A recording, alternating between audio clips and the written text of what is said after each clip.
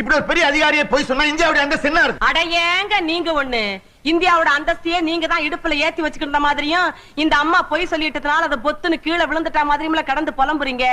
Election டயத்துல எம்புட்டு பேர் ஓட்டு வாங்குறதுக்காக உதார் விடுறாங்க. எனக்கு ஓட்டு போடுங்க, உங்க வீட்டு பைப்ல எல்லாம் பாயாசமா ஊத்தும், பன்னிக்குட்டி எல்லாம் கண்ணுக்குட்டியா மாறும், மொட்டை தலையில முடி முளைக்கும், சொட்ட தலையில செடி முளைக்கும், அப்படி இப்படின்னு அளந்து விடுறாங்க. ஜெயிக்கிறாங்க, மந்திரியாவும் ஆயிடுறாங்க. சொன்னபடி செய்யறாங்களா இல்லையே? அப்ப அது பொய் தானே. உடனே உங்க சட்டம் அவங்கள பார்த்து, ஐயா நீ பொய் சொல்லி பதவிக்கு வந்துட்ட, அதனால இனிமே நீ மந்திரி இல்ல எந்திரி அப்படின்லாம் சொல்லணும். சொல்லுதா? ஏமா உங்களை மாதிரி ஜனங்க தானே சாதாரண மனுஷங்களை மந்திரி ஆக்குறீங்க, அப்புறம் நீங்களே எப்படி சலிச்சிட்டா இப்படி? அடாடாடா ஐயா, இப்ப சொன்னீங்களே இது 100க்கு 100 கரெக்ட்டுங்க. எங்களால மனுஷங்களை மந்திரியாக்க முடியுது, மந்திரிங்களை தான் மறுபடியும் மனுஷங்களாக்க முடியல. ஆரோக்கியமான வாழ்க்கைக்கு ஆராவில் ஹெல்த் மிக்ஸ் auravil.in வெப்சைட்ல இருந்து வாங்கலாம்.